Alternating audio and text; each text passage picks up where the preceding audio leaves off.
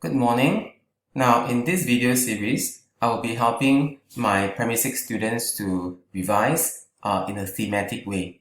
Thematic way meaning that we're going to go through the revision on a daily basis. On one day, we'll go through the theme on diversity. On a different day, we'll go through the themes on cycles, followed by a theme on energy, systems, and interactions. So in the course of 5 days, I will have gone through a revision of some of these themes. And to do so, I'll be using the mid-year 2021 exam paper. Now, this is the MCQ test paper. Now, you don't have the test paper with you right now because you are at home and the test papers are with me. But it's alright. Afterwards, when you're going through this revision, you do not know whether you got the answer correct in the first place, right?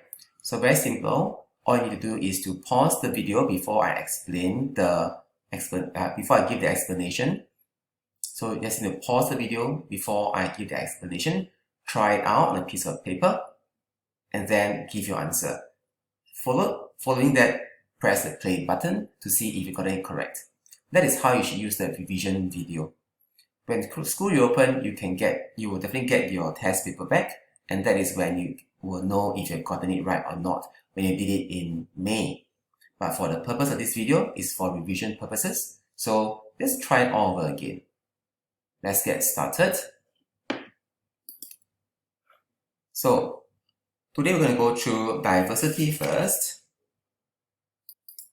So which questions are the diversity questions? Based on my item analysis here, there will be question 1 and question 15.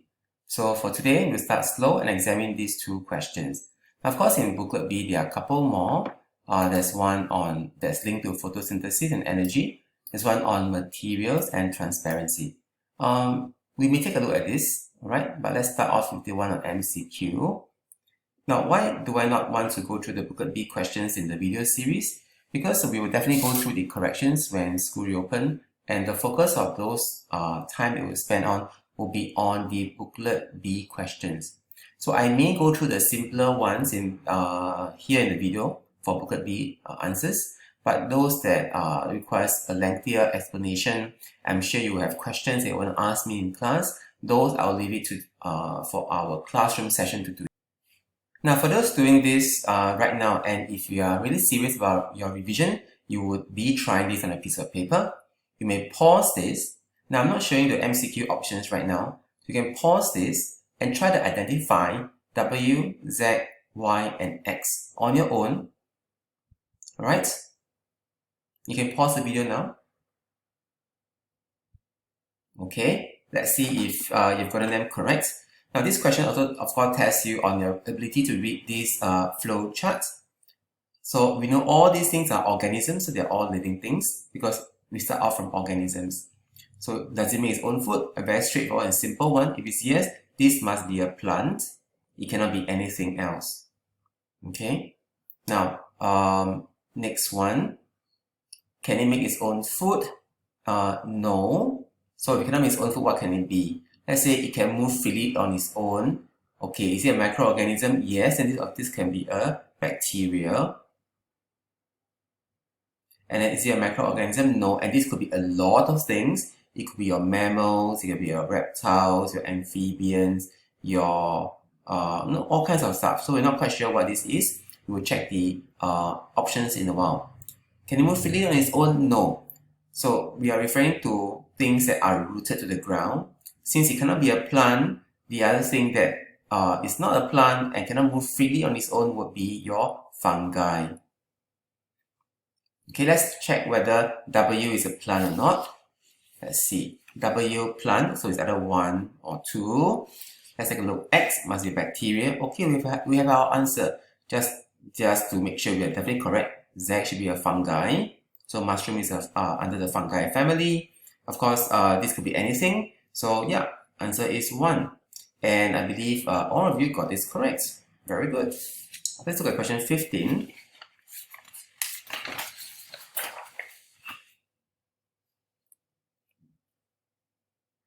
So once more, pause the video, try this on your own first.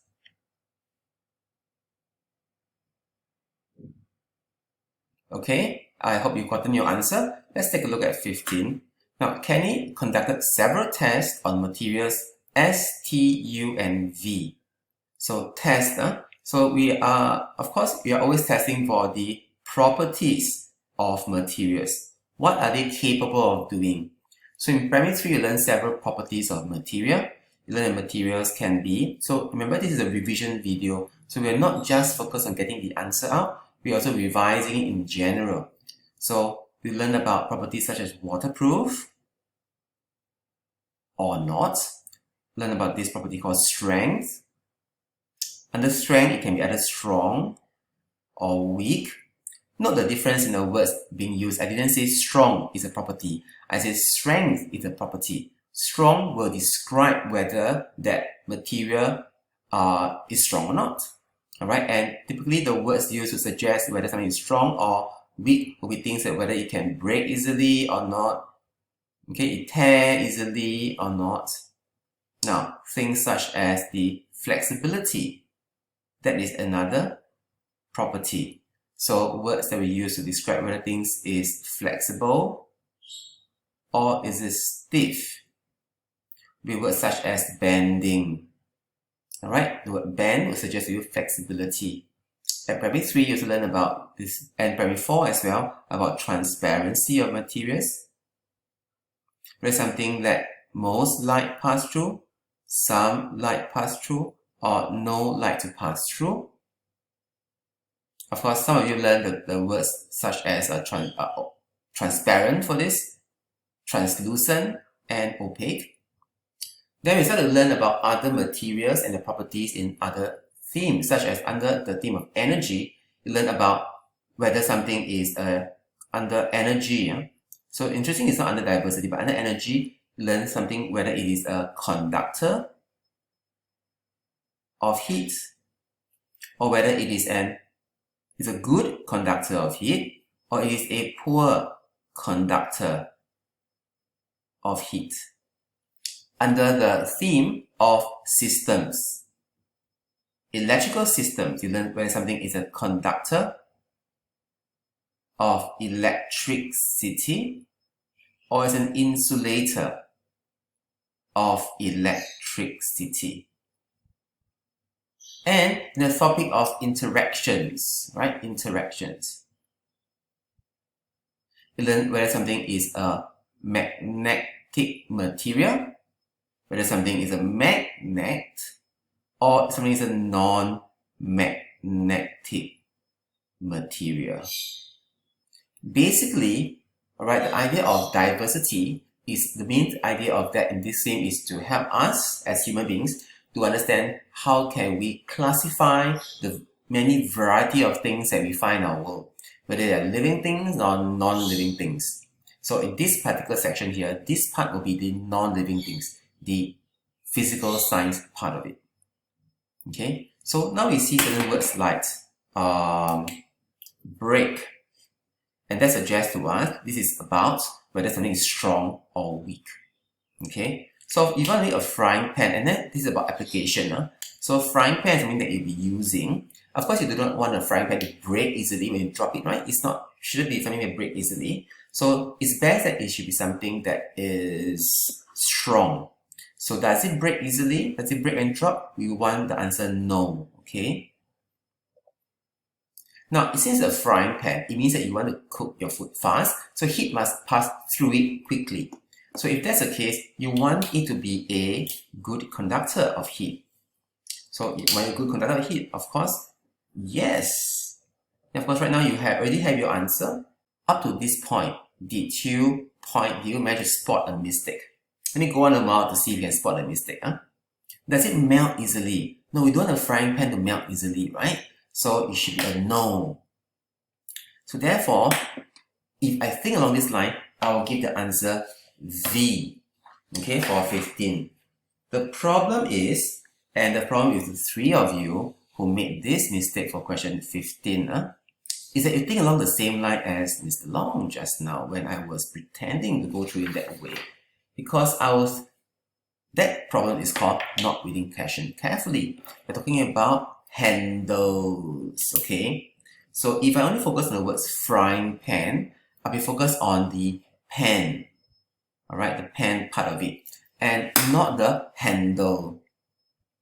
If your hand is going to hold on to the handle, you do not want the handle to be a good conductor. So therefore, you should be choosing, is it a good conductor? No, I don't want the handle to be a good conductor. But I also do not want the handle to break when it drops. Alright, so yes, I do want it to break when it drops. Now, if my pen is going to heat up really quickly under the flame, then the heat can conduct into the handle, right? And if the handle has a low melting point, it melts quickly, then it will be dangerous when I hold on to the handle and start to melt. It will hurt me, right? And it will damage the frying pan. So I do not want it to melt easily. The handle here must be made of a material that has a high melting point. So does it melt easily? I want it to be a no. It doesn't melt easily. So in this case here, U is the only one with 3 no's. Therefore, yeah, answer is 3. So for those who got this wrong, I'm very sure that was how you read it at first. You look at the frying pan, but not at the handle. So do always make sure you have your time management right, so you have enough time for you to check your work. Okay? I think we can go through the 1 or 2 more questions on booklet B, because these are the simpler questions which, if I go through here, I won't go through this in class. Alright? So let's go through question 29. Now, I think I would not want to go through question 29 because this is a question that's linked to energy and photosynthesis. And I think quite a number of you were struggling with some of the energy photosynthesis questions. So I'll leave this for that. Okay, so instead I'll be going through the other one. Let's go through question 34, I think. 35. 35. Okay, this question. So pause the video and try this now. Alright, let's start. So here, instead of giving the property and asking to determine what could the objects be, alright, they're giving you the objects, but they are not giving you the properties to describe them. Okay, so earlier on we talked about different ways of classifying things based on different properties of the materials, right? We talked about all these different properties early on, whether it's something is a conductor or poor conductor or good conductor of heat or and all that, right? So here, let's see, iron magnet. Okay, it's about magnetic material, but here's about leather jacket. So it can't be that in the same group because of their magnetic properties. What could it be? Let's say I'm not sure. Let's go to the other side. I see some words that help me. I see the words clear and glass. Now this clear material, clear tells us it lets most light pass through.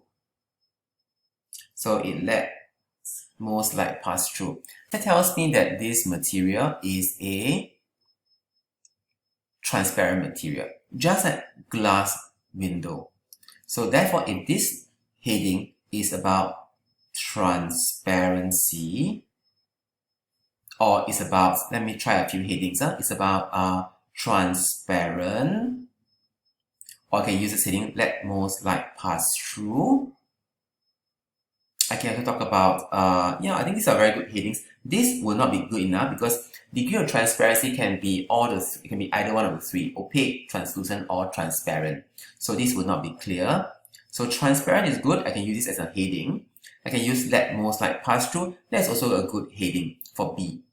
Let me write down, okay? Let's say transparent. I can also say let most light pass through.